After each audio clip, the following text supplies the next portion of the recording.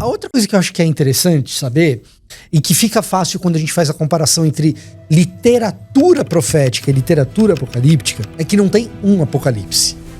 O Apocalipse é um corpo de literatura com muitos livros, e o Antigo Testamento já tem pelo menos um livro com um pezinho lá, que é Daniel. E existe uma diferença entre literatura profética e literatura apocalíptica. O profeta, via de regra, ele é o cara que olha para o rei israelita e vê o rei israelita se distanciar da lei.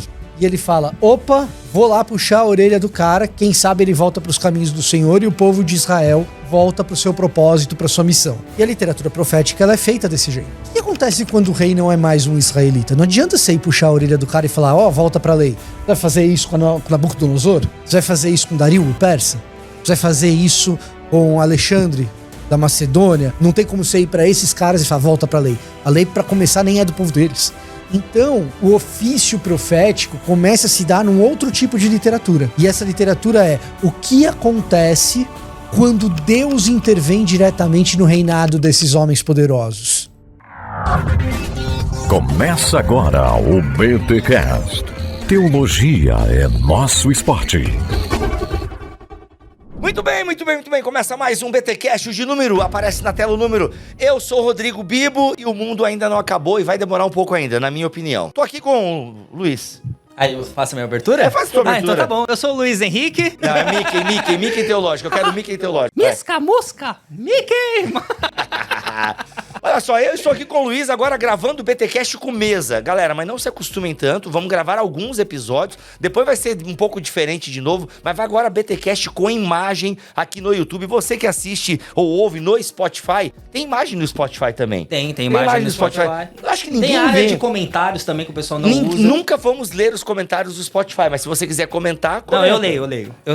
Eu leio. Caramba, mano, que legal, bacana. O Luiz lê então, gente, eu não leio, mas o Luiz lê, então tá tudo certo. Faz um bloco, depois eu só lendo os melhores comentários. Os melhores comentários do Spotify. Mas olha só, você que ouve no Spotify pode adicionar o vídeo aí também, acionar o vídeo no Spotify. A gente vai... Eu não sei se esse episódio vai ter vídeo no Spotify. Eu acho que não, mas em breve teremos vídeo no Spotify. Mas você que ouve no Spotify, vem aqui no YouTube, dá um likezinho, um comentáriozinho, tal. Mas hoje nós estamos sozinhos nessa mesa aqui, diretamente dos estúdios da Plenitude Distribuidora. Tá boa. Onde viemos parar? Campinas. Em Campinas, É exato. Sumaré. Que é Campinas. Que é Campinas, mas... É tudo ali no meio termo, assim. É nessa zona lost, assim. Estamos aqui nos estúdios do Plenicast, o podcast da Plenitude Distribuidora. E olha só, abre a câmera, DJ. Estamos aqui com o Vitor Fontana. Olha aí. Ah lá. Ladies and gentlemen, Vitor Fontana, Guilherme Nunes também. E agora você tem que fazer a tua aberturinha. Esqueci dessa parte que é. Então, eu tava vendo que... que você pode gravar ao vivo e numa mesa. Eu sou muito favorável a não ter mais abertura, mas já que a gente vai ter... Vai lá. Eu sou o Vitor Fontana e eu não leio comentários do Spotify. Ele não lê nenhum comentário. Não, eu leio comentário bíblico. Garoto, muito bom. Drop the mic. Drop the mic, exatamente. E você é quem? Bom, sou Guilherme Nunes e... eu leio comentários.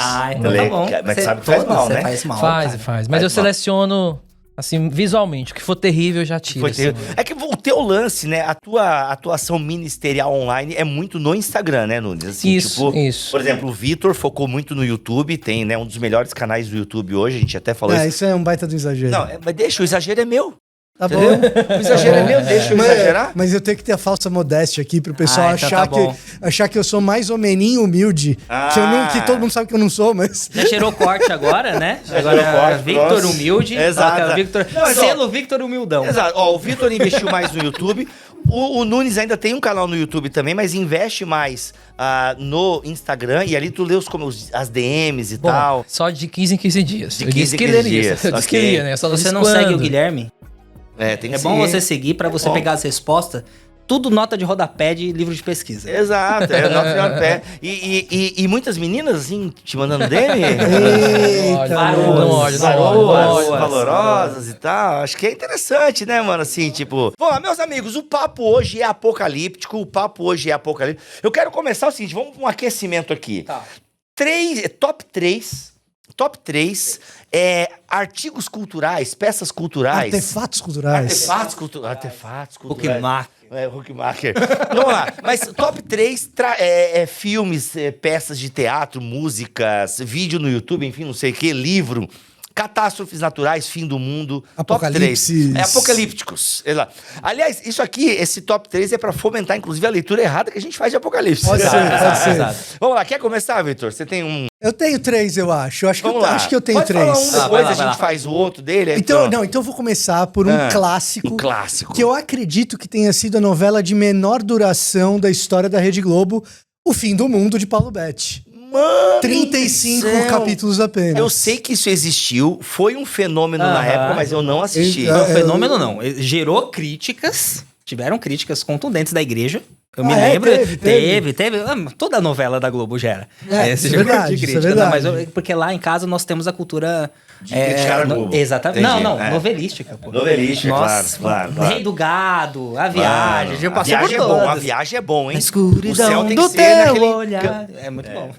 Eu gostava de Barriga de Aluguel. Barriga. Agora aguenta coração. Cara, eu gostava... Roupa nova, assim, Roupa era nova. sensacional. Eu gostava muito de A Viagem, porque tinha um mascarado, né, mano? Essa parada do Ah, é mascarado verdade, pegou. é verdade. Nossa. É, Ou e o mascarado. Cadeirudo da Indomada? Era Oh, muito Meu bom Deus, também. mano. Principal da novela, né? Olha o baú que eu abri, meu amigo. Cadeirudo, Falando cara. Pode se tornou o principal da eu abri novela, uma né? caixa de Exato. Pandora. E se a gente lesse Apocalipse como novela, talvez seria até melhor do que a gente... Ô, mas agora sobre novela, porque isso realmente é porque a gente é da geração que assistiu muita novela mesmo, né, mano? Tu não, né, Nunes? Tu assistia novela? O E quê? a casa tinha muita novela. Sério? Tipo... O do Cadeirudo, o do Rock Santeiro. Rock Santeiro. Nossa, É, porque vinha as Tieta, reprises, né? As mano. reprises. Rei do Gado, As foi? reprises do Rei do Gado e tal. Rutinha, mano. Vale a pena ver de novo. Zé da Mulheres de Areia. Mulheres de da Rutinha. Areia. Agora, mano, Como que é o a Zé da Lua? próxima vítima. Tonho da Lua. Tonho da Lua. Nossa, É isso. a próxima vítima era massa.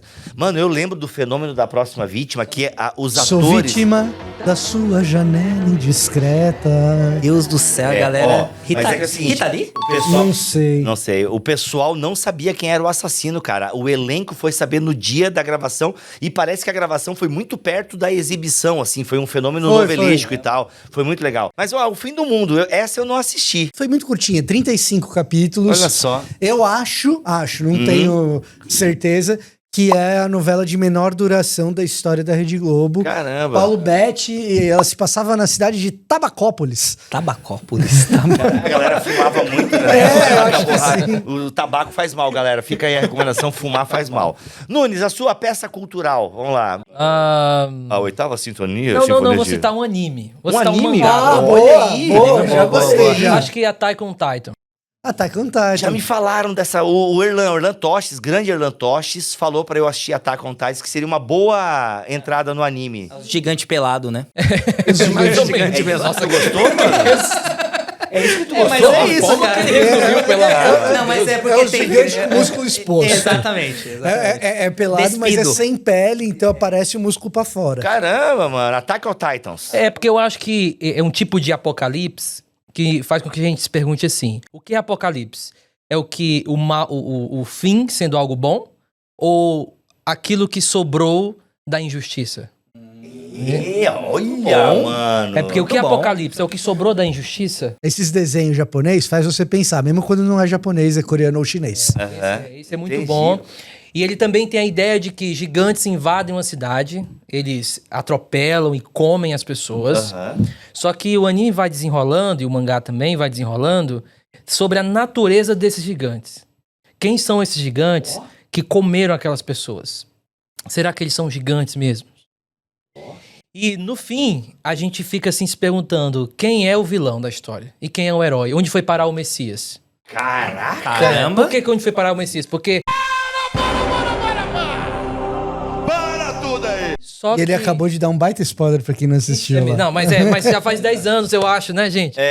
Ok, então eu ia assistir, não vou mais, porque agora Não, vou mas não é saber. tão simples assim. É tanto Ok. que até hoje a gente não sabe. Existem 17 finais pra Attack on Titans. Então... Você Caramba. assistiu todos? Não, não assisti não. Haja tempo, né? Mas é muito bom pra gente entender essa ideia de que o apocalipse ele é muito mais complexo. Por que que o vilão, o herói pode ter sido o vilão, mas será que a solução do vilão não é a boa no final? Caramba, mano. Né? A gente Olha fica com aí. essa pergunta. Ó, E Thanos. tem uma outra obra. Vai. Já Que vai o é- teu top 3, então, vai. Pronto, meu top 3. Meu segundo aqui é uma obra de Van Gogh. É o trigo... O grito. Não, como Eu não sei, eu não vou nem... Eu não... Não é o campo. Agora que eu percebi o que eu vou dizer. Tudo errado, mano. Mas tudo bem. A obra O Grito de quem que é? Peraí que... Não, a gente Mas não é Van Gogh, Não é Van Gogh, não é Van Gogh. Essa de Van Gogh é o Campo de Trigo dos Corvos. Acho que é uma coisa assim. Caramba. E é uma obra onde ele pinta um campo de trigo muito belo, amarelo. O céu, ele é esverdeado para azul. E tem corvos, assim, voando em cima deles. Caramba. E por que essa obra para mim é importante? Porque ela foi feita próximo da morte de Van Gogh tirar a vida. Van Gogh, ali por 1888, 89, ele vai maluco para se internar, fica louco, e ele arranca a orelha. E logo depois ele vai pro interior da França, onde vários impressionistas iam, e ali ele pinta esse quadro. E o corvo, ele é um animal de presságio. Isso. Só que a ideia é que quando você olha pro corvo, e aí você pode ver na sua casa, você não consegue ver se ele tá voando pra cá ou pra lá.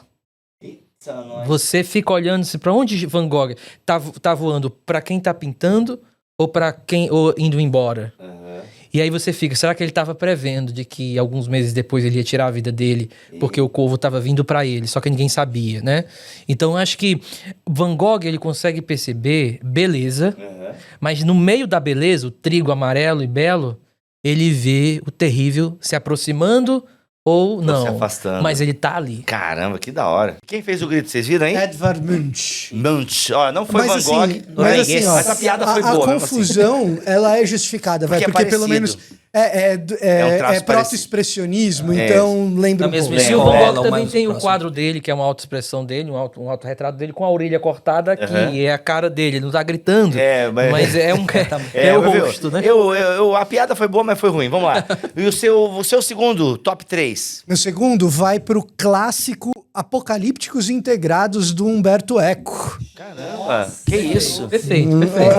É uma música isso aí? Não, isso é um Não, livro. um dos maiores linguistas. Eu sei, mano. É Nome da Rosa. É que eu queria fazer uma piada com o cara do Amo, Engenheiros amo da o Vinci. nome Só da que Rosa. Apocalípticos Integrados não é um romance, diferentemente de O Nome da Rosa, Ah, Baldolino, que são obras de ficção. Romances, né? São obras de ficção do Humberto populares, Eco, né? e As mais populares. populares, né? Apocalípticos Integrados é um clássico de Humberto Eco sobre crítica da cultura. E aí ele chama de apocalípticos aqueles que veem a produção cultural dentro do capitalismo como o fim do mundo e integrados aqueles que sucumbiram ao sistema. E aí ele faz uma crítica de ambos, e é um clássico, assim, Apocalípticos e Integrados. Nem tudo que... Eu tô com a minha Vamos deixar só série pros da convidados. Netflix, mas ele equilibrou com uma novela. Não, vamos indicar. Não, botei filme também. Vamos deixar só os convidados. fazer o top Exatamente, 3, eu não vou beleza. fazer também, não. Muito bom. Como é que é o nome? Apocalípticos Integrados? Apocalípticos e Integrados Olha aí, de Humberto Eco. É um Sensacional. escritor fantástico, né? Um escritor, a Não só escrita dele é escritor, muito né? Um boa. Né? pensador. Pra Ele mim, que fala tá que a internet deu voz aos idiotas. Sim, né? ele mesmo. Sim, ele mesmo. Ele tá certo. A minha terceira, lembrei agora, Taxi Driver. Ah, You é Talk muito to bom. Me? Mas é apocalíptico? Eu acho que ele é um profeta movido pela raiva e não tem revelação nenhuma. Ele não diz nada, ele só tem raiva. Então não é apocalipse. Então, é porque o que seria apocalipse? Porque apocalipse, pra mim, pergunta Estamos sempre... entrando no tema aqui Mas agora. o Nunes não dá ponto sem, não. O Nunes é aqui, já vai costurando tudo e tal. Vai lá. Ah. É porque pra mim apocalipse não é porque o mal existe, mas pra onde vai o mal. E essa é a pergunta do Travis Bickle, né? Que é a ideia de pra onde vai o mal se eu não der jeito nele. Então é uma espécie de forçar o apocalipse. Então tem gente que força o apocalipse. É o profeta que só tem raiva. Ele não consegue dizer revelação. Deus está vindo, né? Então acho que... E o escocês, ele pinta aquele filme de uma maneira muito bela. A maneira em que ele, de repente, sai nas ruas tentando ser o justiceiro. Né? Tentando provocar o apocalipse. Então, pra mim é o meu filme top, assim, mesmo muito... Ele é a mão direita de Deus ali pra execução, né? Ele se sente Talk to assim. me. Exato. Só que ele se perde no vazio, né? Aham. Que eu acho que isso é a ideia. A galera usa o apocalipse pra poder fazer essas profetadas da raiva e acabam que eles são vazios de revelação sobre quem é Deus, coisa que o apocalipse é cheio, né? Caramba, sensacional. Esse foi mais um BTcast. Muito Aí, ó, obrigado. tá aí, só- Fica Acabou, a dica. já Eu, ficamos- se eu contar, eu nunca assisti Taxi Driver. Não, peraí. Não, verdade. é uma boa, é uma boa. Vamos Até cancelar. eu que só assisto Marvel. É. Cara, nunca assistiu? Não. Você não só assistiu. mas Não eu é o nunca- seu perfil. Ó, clássicos que eu nunca assisti, de verdade. Eu gosto de cinema, mas eu nunca assisti Taxi Driver, nunca assisti a trilogia do Poderoso Chefão. Que isso? Nunca assisti, cara. Seu desgraçado insensível. De Cara, verdade. a trilogia do Poderoso Chefão, eu vou te falar, é bom. Não, pô, Dizem, não é um clássico à toa, né? Não é um clássico à toa. Vou dar a minha terceira aqui. Vamos. O Dia do Juízo Final ou A Morte do Superman, cara. Nossa, porque Apocalipse. o vilão é o próprio Apocalipse. Apocalipse. Exato. E Isso pra é mim, bom a demais. prova de que o mundo pop não entendeu o livro de Apocalipse é ficar dando o nome de Apocalipse pra vilão. O vilão, exato. Ai, caramba. Gente, Tanto na é Marvel, isso vocês mesmo, estão- é tanto isso na mesmo. Marvel quanto no DC, Maravilhoso, né? maravilhoso. A galera tá achando que é só diquinha aqui pra matar. Não. Tem preciosidades aqui, meus amigos. Tanto Exato. na Marvel quanto na DC, Apocalipse é vilão. Apocalipse tinha que ser o herói, pô. Exato. Olha aí, meu, sensacional, muito bom. Eu nunca li essa HQ também, nem vi a animação. A animação das DC são muito boa, mas eu nunca vi essa aí também. Não, o dia, o Dia do Juízo Final vale a pena, cara. Olha É a só. morte do Super-Homem, A né? morte. Cara, eu lembro, eu sempre preferi Marvel, né? Aham. Mas eu falei, cara, isso daqui eu tenho que ver. Eu tenho o quadrinho lá da morte Vocês lembram quando, por falar em Superman e a morte, lembram quando o Christopher Reeves morreu? Sim. E o Schwarzenegger assumiu o governo da Califórnia? Os memes que deram. Mano, o Superman morreu e o Exterminador do Futuro assumiu o governo. que, aliás, é uma outra referência de mundo pós-apocalíptico, Aham. apocalíptico É, muito boa. eu ia Os Simpsons. Exterminador do Futuro. Os Simpsons. Cara, o Simpsons é muito Simpsons bom. aqui. Porque tem uma realidade ali, tem um frame do filme dos Simpsons que eu acho que vai acontecer. É o fim do mundo ser anunciado, é a galera da igreja correr pro bar, a galera do bar correr pra igreja. Muito bom, cara, muito bom. Mas eu ia muito citar, bom. mano, eu ia citar o Exterminador do Futuro 2, eu vi semana retrasada. Cara, que filme sensacional, o Dia do Juízo Final. 1 e o 2, os São dois muito são muito bons, bons. são muito bons. Cara, São os únicos. Não, aquela... O 3 é bom, o 3 é bom. Descendo, Não, o quatro. 3... aquele Não, mas bracinho o 3 é bom também. descendo no ferro derretido, fazendo joinha. Sensacional. É muito É pedindo um like, né, mano? É pedindo um like. Essa é a deixa pra você dar um like, like nesse aí. vídeo agora. Um like nesse vídeo. Vamos lá, Nunes, seu terceiro artefato cultural. Eu disse quantas? Eu disse 3. Já disse 3? Ele disse Attack três. on Titan. É Homens Pelados, é que é o Attack on Titan, não? É Gigantes Pelados, é É, o verdade. quadro do Van Gogh, Van né? Gogh e Taxi Driver. Taxi Driver. Muito bom. E tu disse 3, né? Eu disse 3. A Morte do Superman, a novela da Globo E Apocalípticos Integrados Muito do bom. Humberto Eco. A gente não vai falar, não. Já deu, já Fala deu. um. Fala um, vai lá. Eu já falei o meu. Eu vou falar, Fala ó, um, então, vamos. vou falar dos quadrinhos da década de 60, O Eternauta, feito pelo Hector Germain, e aí eu esqueci o último sobrenome que é em inglês, que retrata uma invasão alienígena em Buenos Aires. Cara, essa série da Netflix é boa? Virou uma série. Pois é, eu conheço a série. Mas estou falando dos quadrinhos porque são vários quadrinhos. Existe a escrita no final da década de 60. E para quem não sabe, é uma crítica política ali, principalmente diante de um estado em que nada era confiável, principalmente por causa da ditadura argentina. Foram 6, né, no espaço de 2 décadas, 6 golpes de estados, se eu não me engano. Victor, corrija aí. É isso mesmo? Na Argentina, por aí. Por aí. Então, teve muitas. 5, 6, 7, caramba. Você que sabe Teve quantos muitas. golpes Comenta teve aqui na embaixo. Argentina, por favor. Teve Comenta um aqui monte no embaixo. Brasil também que a gente não Exato, liga pra exato, isso, mas exato. teve. Exato. E diante desse clima onde você não consegue confiar em ninguém, não sabe o que é a notícia, ele escreve uma obra sensacional de que existem alguns homens reunidos em Buenos Aires e eles não sabem o que está acontecendo, mas eles precisam lidar com uma nevasca que cai, que é tóxica e que ao toque acaba matando instantaneamente uma pessoa. Até descobrir que é uma invasão alienígena, gente, não é spoiler, né? Eu vi o piloto, não tem nada de ET no piloto, mas tudo bem. Olha lá, mas deveria ter Tô me continuado. sentindo spoileado. aí, Então, vamos lá. mas tem várias versões, inclusive quando ele vai se direcionando a uma crítica mais política, em que ele refaz algumas questões e republica a história, mudando alguns aspectos também. Dizendo que essa nevasca que cai é um conchave entre os alienígenas e os países do primeiro mundo. Olha aí. Que essa nevasca só caiu no sul global. E qual que é a grande questão? é a incerteza que está por trás ali de toda essa obra que faz com que esses homens tentem buscar algum tipo de resposta enquanto lutam para sobreviver. Caramba. E eu acho que não existe nada mais apocalíptico do que isso, né? Uma revelação diante de uma sobrevivência, um testemunho fiel. Sensacional. Muito bom. Ó, vamos lá com os top 3 aqui. Você que está assistindo este podcast, comenta aí qual é o seu top 3 peças culturais. Ó, aqui teve novela, livro, série, teve de tudo, filmes, quadros. Então você pode comentar aí a sua peça cultural que representa aí o fim do mundo e tal. Top 3, coloca aí nos comentários o seu top 3. Beleza? É isso, já rodou vinheta, não sei se tem vinheta, é um formato novo pra nós aqui também. Vamos lá, o papo hoje é Apocalipse, meus amigos. E eu quero conversar, porque a primeira pergunta que eu quero fazer pra vocês dois, que são os convidados aqui dessa mesa, porque o Luiz tá aqui como host, meu, tá aqui como co-host. Sou tipo o Huguinho do... Sabe o Huguinho? Não. Da Natalina? O Guinho, Não sei quem que é o Guinho. O Guinho é tipo Louro José. Tipo... tá. Ei, Não obrigado. É porque eu conheço Ou só o Xaropinho. trash do... Xaropinho, tá. Xaropinho. Sou tipo o Ok, Xaropinho. Tá bom. Ou podia ser o Mionzinho também. Davinho. O Davinho. Tu é o Davinho. Pode deixar. Tu é o Davinho. Vamos lá. Você sabe que o Ed René ia ter um programa desse e ia ter o Talmidinho aqui, né? Talmendinho, nossa, cara, mas nada supera o Talmendingo. Ai, O nossa, Talmidinho. era muito bom. O Talmendingo. O cara, cadê onde tá aquele Marcos Botelho, mano? Cadê o Marcos Botelho Do Antigo Testamento, né? Ah, Dos cara, colágenos, não tem Ele é mais, pastor há muito cara. tempo, tem muito a perder. Que ele Da fazia, colagem. Colagem. Cadê o Marcos Botelho Luitero. Luitero era... Isso aí é ó concurso. Isso aí é o Luitero do É que Botelho. a mina das milhas Enfim, mudou. enfim. Mas, mano, o Talmendingo era muito bom. Talmendingo era sensacional. Mas, enfim...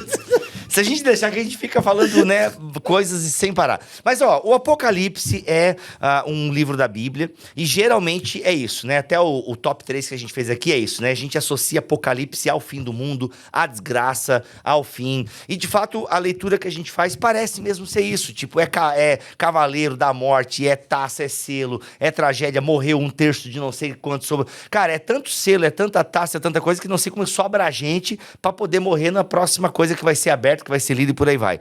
Mas por que nós hoje, a gente lê Apocalipse, grosso modo o movimento evangélico, lê Apocalipse nessa vibe, assim, tipo, fim do mundo e tal. O Apocalipse é sobre o fim do mundo? Os leitores originais de Apocalipse, eles liam assim também? Caraca, marca da besta, chip, ferrou, galera, pá, vamos parar de comprar. Acho que eles olhavam o Império Romano e falavam, caraca, ferrou.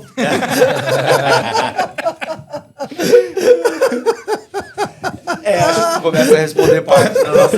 Mas vamos lá, gente. Eu queria entender um pouquinho sobre os destinatários de Apocalipse, né? A gente lê muito Apocalipse pra nós hoje, comparando com as coisas, não, porque aqui ele escreveu, isso aqui era um tanque de guerra, isso aqui é um helicóptero. Mas eu queria um pouquinho dos destinatários de Apocalipse, se eles liam mesmo isso. Cara, é isso, é o fim. A gente tá lendo um livro sobre o fim do mundo. Helicóptero eles não imaginavam.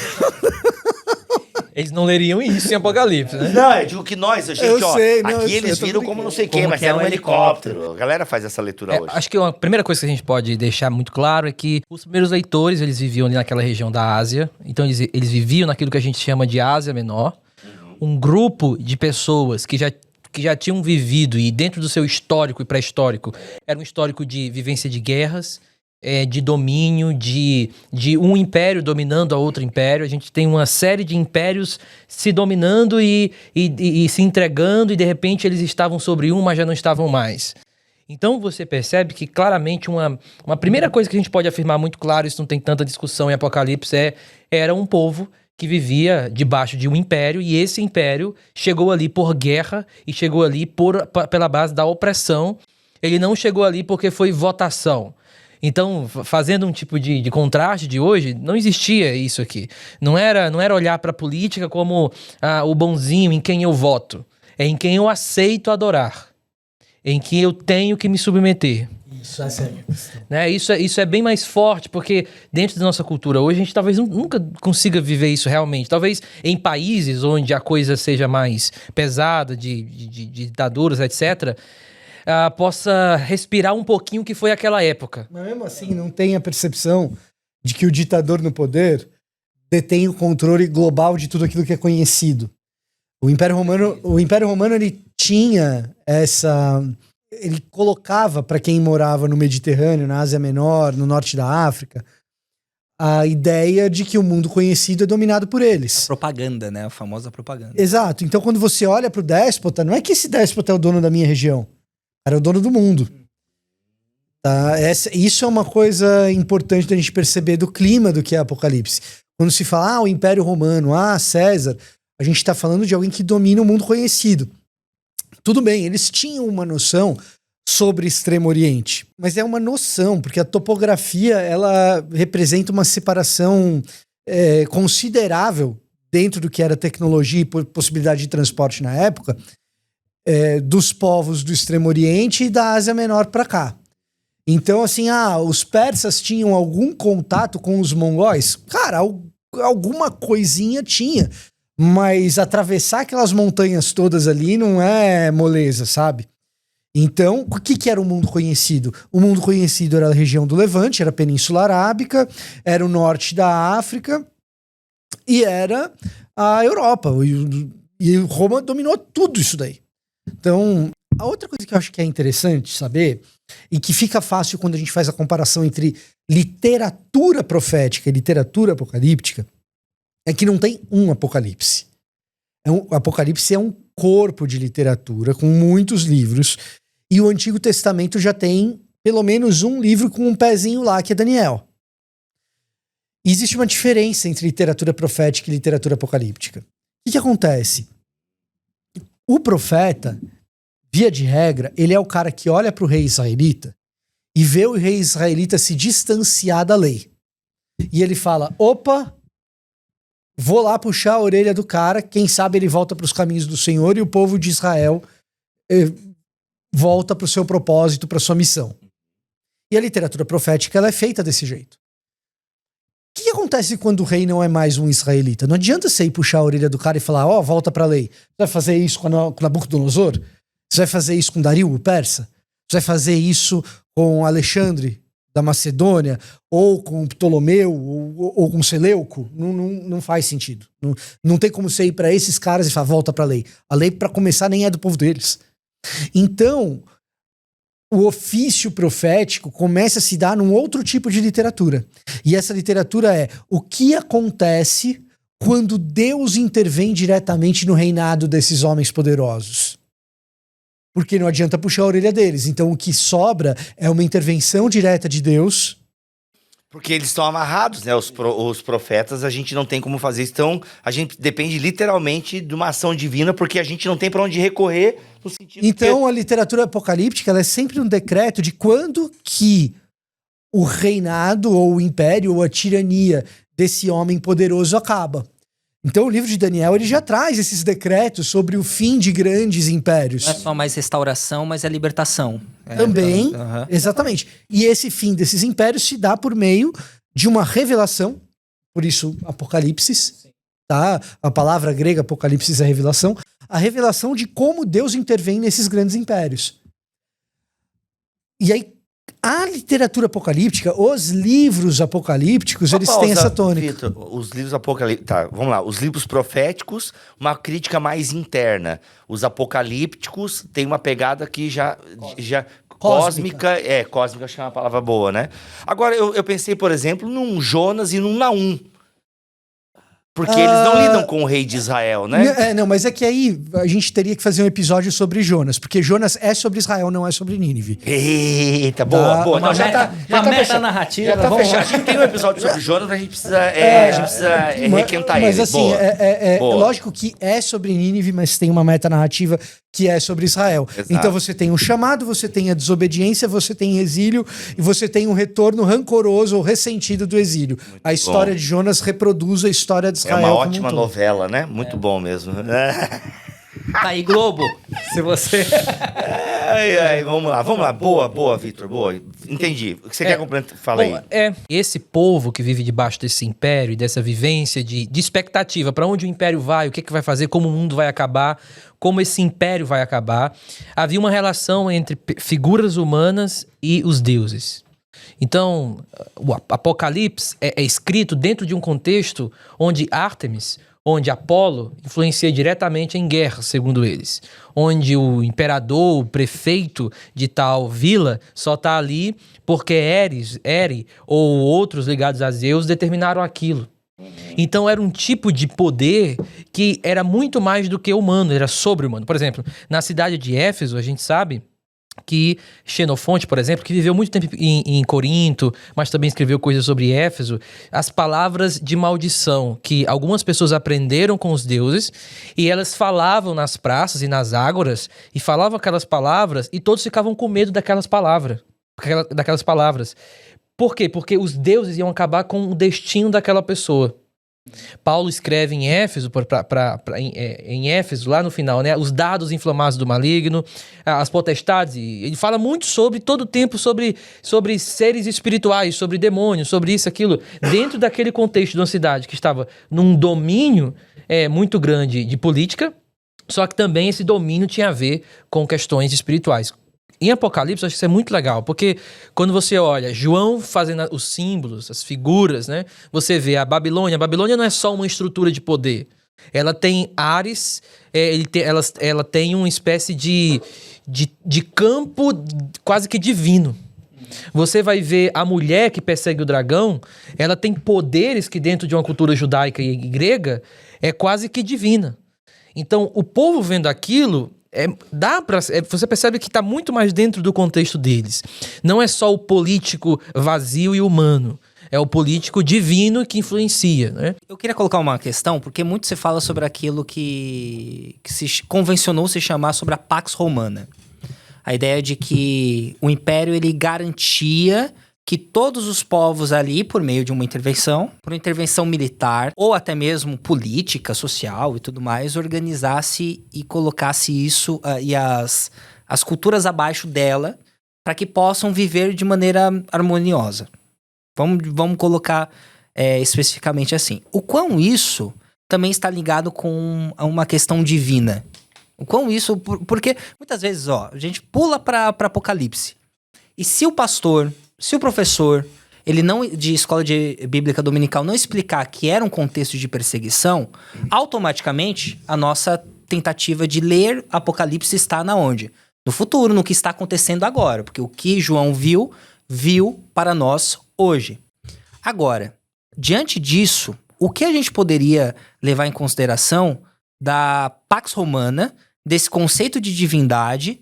E como os primeiros leitores, eles entendiam Apocalipse como uma espécie para apaziguar, alguma coisa do tipo. Fiz entendido com a pergunta? Cara, eu acho que é importante para responder a tua pergunta, perceber que sim, existe uma perseguição iminente. Em outras palavras, a gente não tem certeza que as igrejas da Ásia estavam sendo diretamente perseguidas, mas existe uma percepção de que a perseguição é possível. E existe uma sedução da Pax Romana. E isso fica bem claro nas cartas das igrejas. A ideologia de Roma promete uma série de benefícios se você sucumbir a ela, se você capitular. E você fazer parte das guildas comerciais da sua cidade, você vai ter que prostituir algumas das suas ideias, você vai ter que fazer parte de alguns cultos, alguns rituais que não deveria. Quando você olha para as reprimendas, os juízos sobre as igrejas da Ásia... Muitas vezes a preocupação é sincretismo, muitas vezes a preocupação é se mesclar com a cultura e os costumes daquela cidade específica. Por que isso? Porque a Pax Romana é sedutora.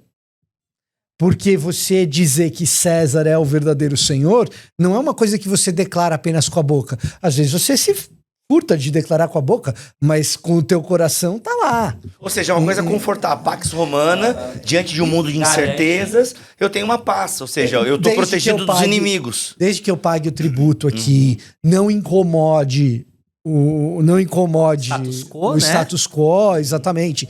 E aí, evangelizar na praça pública, às vezes, é incomodar o status quo. Deixar de participar de alguns cultos... A igreja fora da sinagoga Vou dar um exemplo. O antijudaísmo surge numa dessas. Surge um monte de dessas. Mas uma das coisas que ocasiona o antijudaísmo na antiguidade é não se conformar com alguns cultos públicos. Roma deixava você adorar quem você quisesse. Se quer adorar quem você quiser na tua casa, Roma não vai implicar com isso. Você quer na tua casa não adorar César? Roma não vai implicar com isso. Não tem uma lei que vá fazer você ir para a cova dos leões. Fazendo paralelo com Daniel, tá? Só que, imagina uma cidade, e aqui eu tô dando exemplo real, tá? Imagina uma cidade que volta e meia tem um abalo sísmico. Como que essa cidade lida com o abalo sísmico? Vamos fazer sacrifícios aos deuses para amainar a ira dos deuses e não ter mais terremoto por aqui. Só que a gente sabe que vai continuar tendo terremoto. E aí tem o próximo terremoto. A culpa é de quem? É de quem não veio aqui fazer culto público para a deusa patrona da cidade. Obviamente, os judeus da dispersão vão ser os primeiros a sofrer com isso. Então, quando você pega os primeiros séculos antes de Cristo, já existe um antijudaísmo que é proveniente de uma série de coisas, mas inclusive esse tipo de coisa. O autor de Apocalipse está sugerindo para o pessoal das igrejas da Ásia que não participe desse tipo de cerimônia. Aí você tem uma guilda comerciante que tem um deus patrono. E você faz parte dos comerciantes daquela cidade. É a tua atividade econômica. É aquilo que você... O teu ganha-pão. Porque não se dividia nessa época. Religião e de atividade econômica. E aí o que acontece? De repente você tem um conflito, uma guerra, e que uma cidade que era consumidora tua deixa de consumir o produto da tua cidade. De quem que é a culpa? Quem que é o comerciante que não tá vindo aqui pagar tributos pro nosso Deus patrono?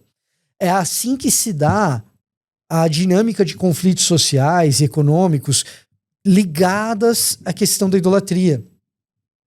Então, é uma dinâmica de perseguição iminente. E certamente uma dinâmica de sedução. Dentro dessa sedução da Pax Romana, o que o autor de Apocalipse está garantindo? Que César é uma caricatura do verdadeiro rei. Olha, vocês vão resistir. Ao resistir, vocês serão perseguidos. Não poderão comprar nem vender. Tá vendo só? Ao resistir, vocês serão perseguidos. Nossa, caiu agora o Deixados para Trás. Total, Agora caiu. Mas quando vocês forem perseguidos, em vez de olhar para Roma e para os palácios, e para o Senado, e para o mármore, e para o ouro, olhem para os céus e observem as estrelas, as nuvens, porque ali está o verdadeiro dono do universo.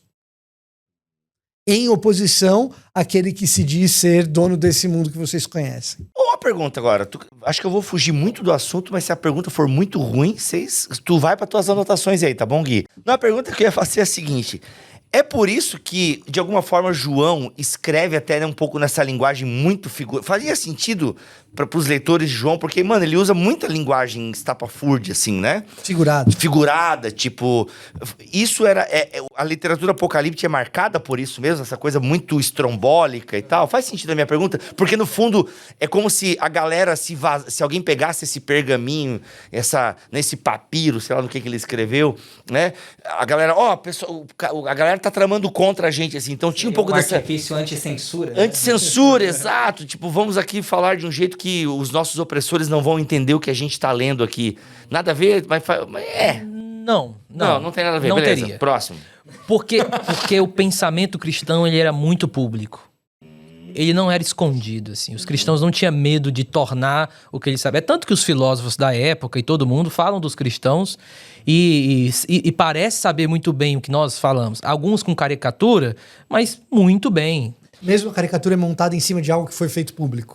Então Entendi. assim, de uma forma, era muito claro. Agora, Paulo também tem uma veia anti-imperial, e a gente vai perceber em Romanos. Atos não tanto. Atos você não vê em nem um minuto a Lucas falando contra Roma.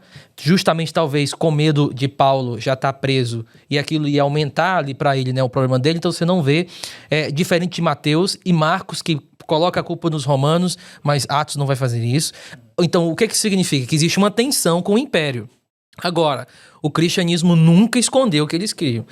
Isso que o Vitor falou é muito importante, porque vai muito do tipo de perseguição que a gente pensa.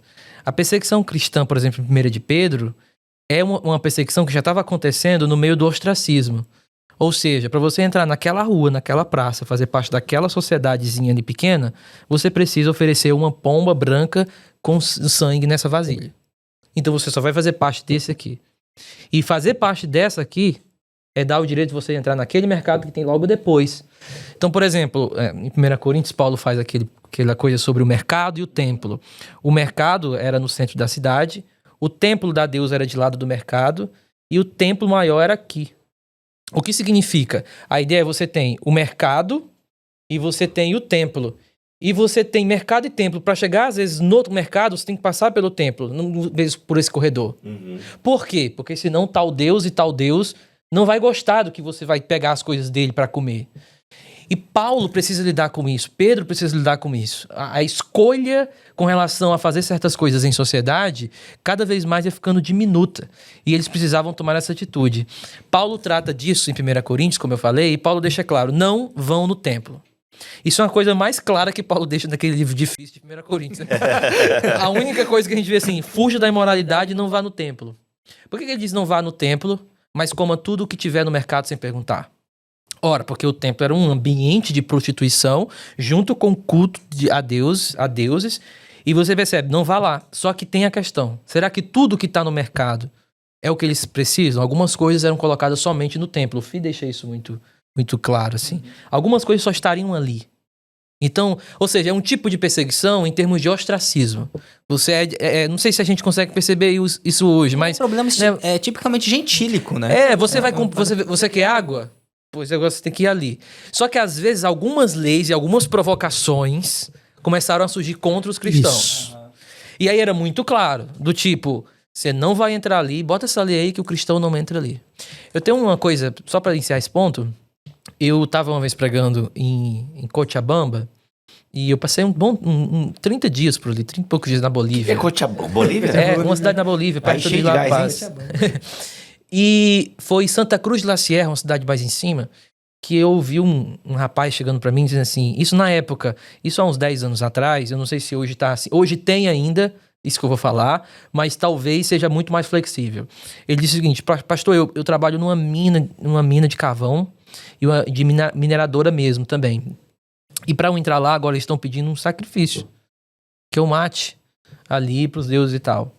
Só que se eu não tiver ali, se eu não sacrificar aquilo ali, eu não vou conseguir viver, eu não vou conseguir comprar certas coisas.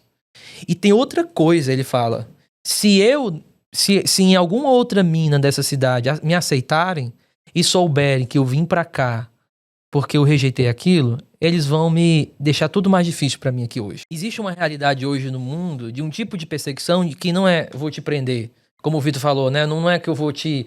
Existe a perseguição... Não era perseguição do Coliseu. Isso, é porque na nossa... Perfeito, então, na nossa mente tudo é aquilo. Só que tem algumas perseguições que elas querem te matar por dentro. Elas querem te implodir. E Roma sabia fazer muito bem isso. É tanto que ela mesmo cai nessa armadilha e implode anos depois, né? Séculos depois. Então acho que Apocalipse está lidando não só com um tipo de perseguição. Eu tô com medo que me batam em mim. Não é com relação à sua família, são coisas reais, né? E aí, respondendo à questão do Vitor, do Bíblia, eu acho que ele usa os símbolos, porque é uma literatura apocalíptica, mas também porque os símbolos representam também toda uma realidade deles, mais do que uma única coisa, ou há um uso do símbolo para poder ter várias camadas de significado, tanto para eles naquele momento... Uma linguagem universal. É uma linguagem universal também. Mas eu acho que... Eu tô um pouco com o Bill aqui, com o Gregory Bill, uma ideia de que existe algum tipo de camada no símbolo, onde vai servir para eles, vai servir para nós, vai servir para quem vier antes deles, e é algo... Deixa o texto rico, né? Existem coisas também que simplesmente são tendências culturais. Então, da mesma maneira como a gente produz existe um determinado jeito, um determinado padrão de se fazer poesia, se você pegar uma letra de bossa nova e tentar colocar uma música de rock and roll, vai ficar esquisito. E se você pegar uma música do Charlie Brown Jr. e tentar fazer uma bossa nova também vai ficar esquisito. E é que nenhum nem outro é melhor ou pior necessariamente. Tem letras profundas dos dois lados, mas são jeitos diferentes de fazer a coisa. E às vezes uma tendência vai pegando. Daniel e alguns outros autores lançam essa tendência da linguagem simbólica, assim, para muito além da linguagem concreta. A gente vai usar a linguagem simbólica no limite, no extremo. Daniel meio que lança essa tendência. Sofonias tem um pouco também, né? Ezequiel tem alguma coisa ali, mas essa tendência ela vai pegando. O motivo pelo qual essa tendência pega, principalmente na literatura intertestamentária, é alvo de debate. Mas, conforme a literatura intertestamentária avança, você pega Quarto Esdras, você pega Quarto Esdras, você pega mesmo dentro de Terceiro e Quarto Macabeus alguma coisa, de repente, isso se prolifera e vira um estilo literário. E ao virar esse estilo literário, parece haver uma prática de simbologia e decodificação de simbologia. E aí faz parte da cultura, assim como faz parte da nossa cultura. Isso é a literatura apocalíptica que você está se referindo. É porque também tem a questão de que se a gente pega o João judeu, o autor judeu, e a gente vê em Apocalipse que aquele autor tem rastros que ele é um judeu, né? A gente percebe que dentro do judaísmo, como o Vitor falou, tinha essas escolas que já vinham formando livros apocalípticos, e você tinha sessões, eu não quero falar seita, tinha sessões do Apocalipse, né, sessões dentro do judaísmo, Comunidades dentro do judaísmo que elas só falavam muito, por exemplo, do fim dos tempos. Ou falavam sobre a queda do império. Elas não tinham mais aquela literatura de ensino, de outras que estão presentes na literatura rabínica. Então, você tem ali, principalmente dentro da comunidade curamita, uma quantidade absurda de textos que foi criada usando essa simbologia, justamente vindo de Daniel, e justamente sobre esse cataclisma do fim do mundo, assim. Então, acho que João, o autor, ele tá bebendo muito dessa... Eles vão identificar do que eu quero dizer. Tudo bem, Apocalipse não é sobre deixados para trás, mas é alguma coisa de que o mundo vai mudar, né? Tem algo de futurismo ali. E esse algo de futurismo ali tem tanto futuro iminente, para muito perto da vivência deles com o Império Romano, quanto para o futuro definitivo. E o futuro definitivo? A ideia de novo céu e nova terra. Só que essa ideia de novo céu e nova terra, de futuro definitivo, que nem mesmo nós ainda experimentamos, esse ainda não do reino de Deus, não está presente em Apocalipse apenas, né? Tá desde Paulo. Então, a literatura cristã, lembrando aqui que o apóstolo Paulo é quem inaugura a redação do Novo Testamento, né? A literatura cristã, ela é permeada por esse futurismo escatológico desde os seus primeiros escritos. Basta lembrar que... Tudo a partir do evento ressurreição, né? Isso. Influenciado pelo evento ressurreição, né? E o evento ressurreição que faz com que Paulo imagine que se inaugurou uma nova era. Basta lembrar que a gente tem duas cartas que disputam ali qual foi o primeiro documento do Novo Testamento a ser escrito. Ou é Gálatas, ou é 1 aos Tessalonicenses. E quando a gente vai para 1 aos Tessalonicenses, a preocupação com o evento final está muito evidente ali.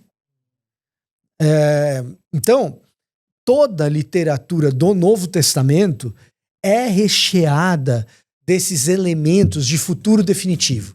Porque o advento Cristo é um advento de futuro definitivo. Ou seja, por futuro definitivo, se eu estou entendendo... É quando Deus resolve a história. É que a gente não... Ou seja, não tem discussão teológica, se é pré, mid, pós. Não, é o futuro definitivo, é novos céus e nova terra, é Deus chegando e resolvendo a parada. Tem uma coisa isso que o Vitor falou sobre um futuro iminente e o futuro para nós, vamos dizer assim, para eles também, né?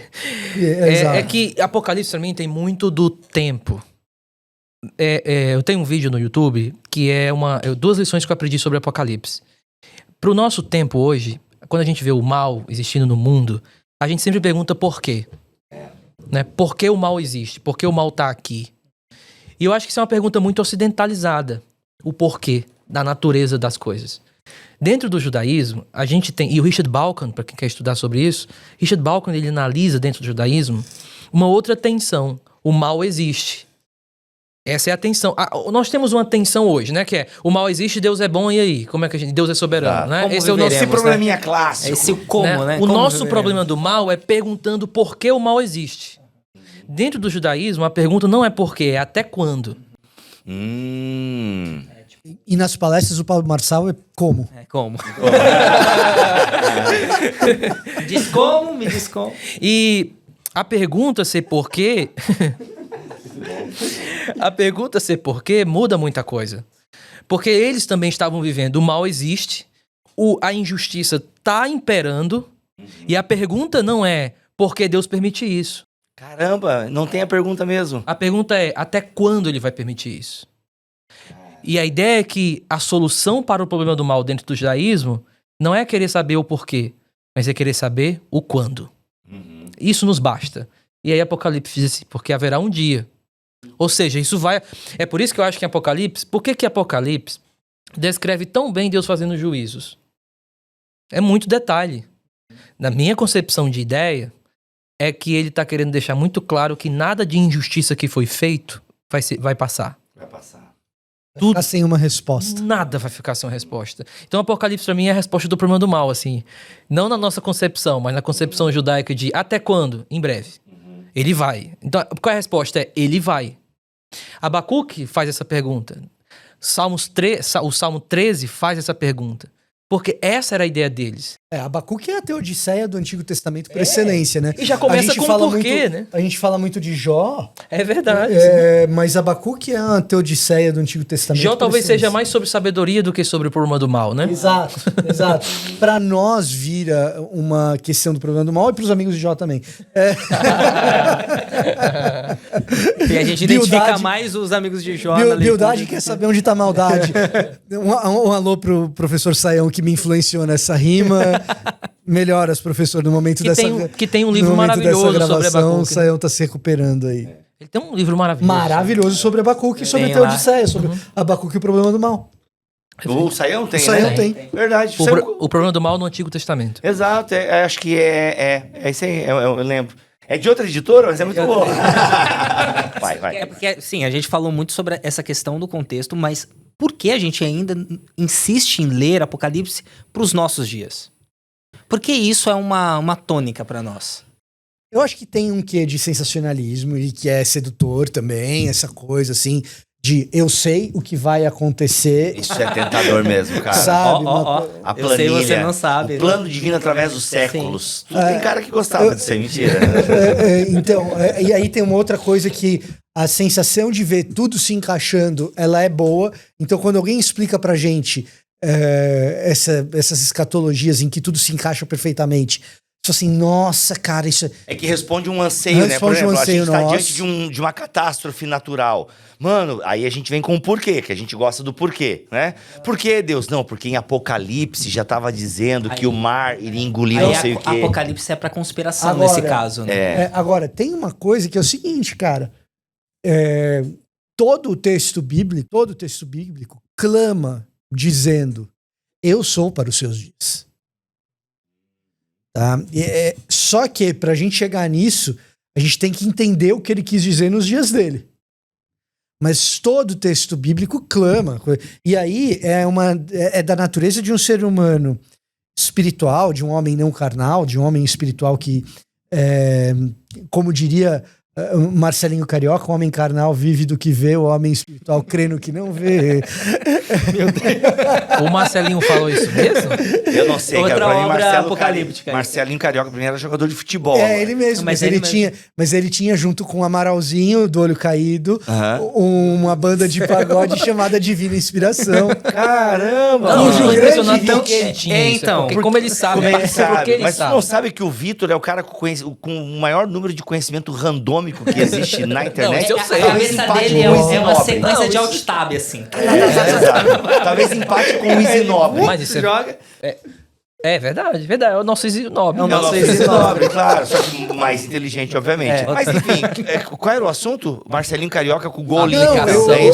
O que eu quero dizer é que assim, o homem espiritual, ao ler as escrituras, ele tem um anseio para que ela fale com ele. Para que a palavra de Deus fale consigo.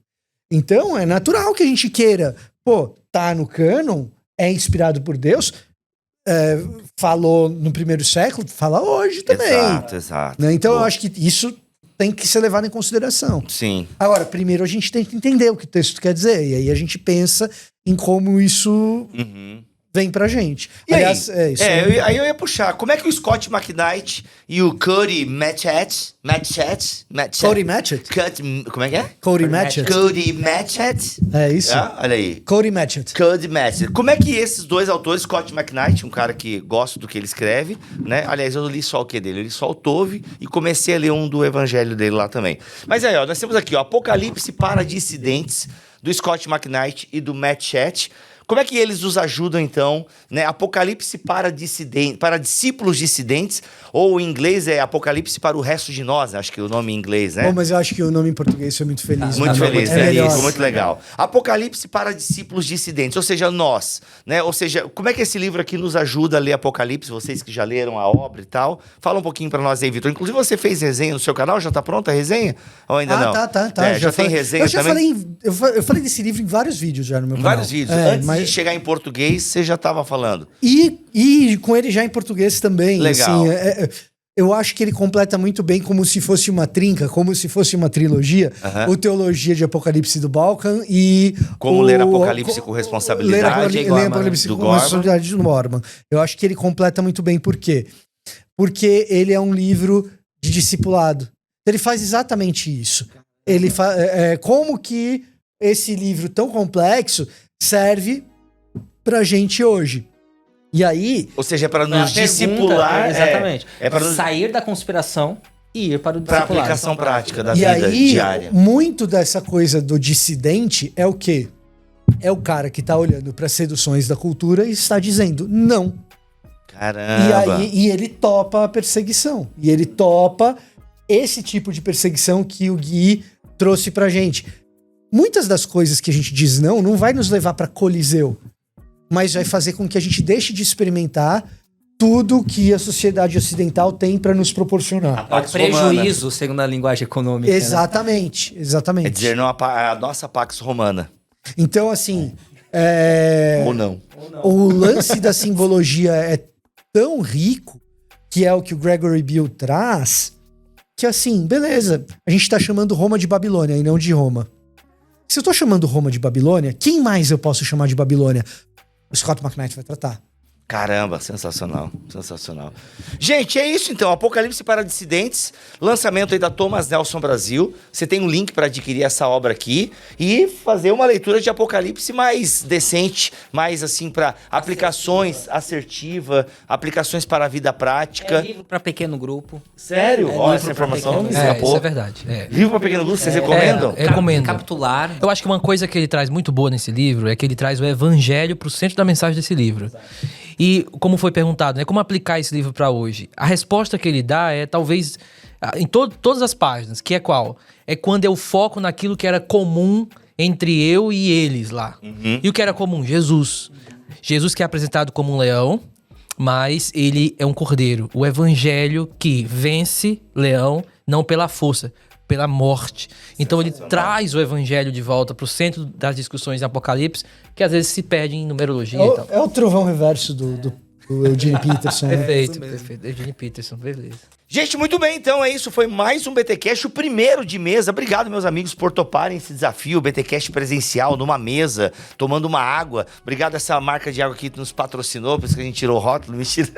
Vai ter sim o Apocalipse. Quer colocar essa camisa? Exato. Cadê a plaquinha da Insider Cadê a aqui? plaquinha da Eu tô usando Insider? Insider, Vitor Fontana está usando Insider. Insider Growth. Você Que está usando mais? Insider? Não tá usando. Não, faltou a plaquinha da Beth aqui, né? Não, essa não. Essa aí é a besta do Apocalipse. Então, essa é a gente Pax diz Romana. não. A gente olhou pro leão e pro cordeiro, não pro tigre, né? Sensacional.